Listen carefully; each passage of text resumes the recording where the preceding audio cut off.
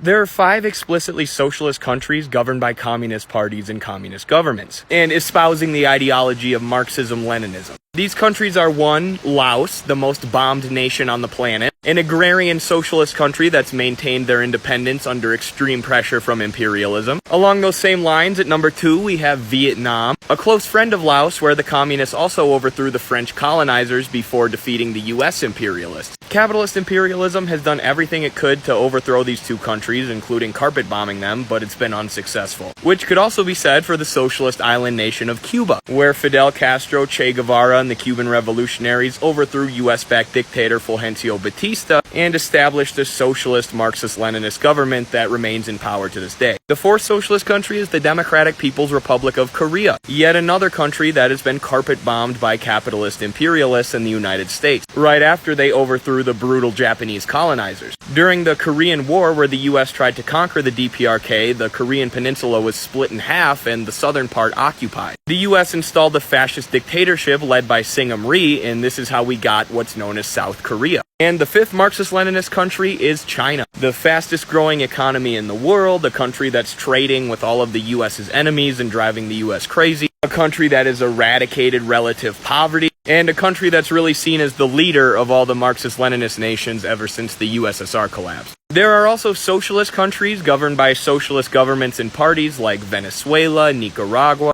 Bolivia is another great example. And there are countries where democratic socialists have recently been elected the president, like in Honduras and Colombia. You could probably tell that I know more about Latin America and Asia than I know about Africa. So let me know if I'm missing any African countries or countries in Europe. But as far as I know, those are the socialist nations that exist on Earth today, and they're all striving for peace and prosperity for everyone. And they've all faced sanctions, bombing campaigns, and other vicious attacks from the capitalist imperialists in the United States. International solidarity with our comrades around the world.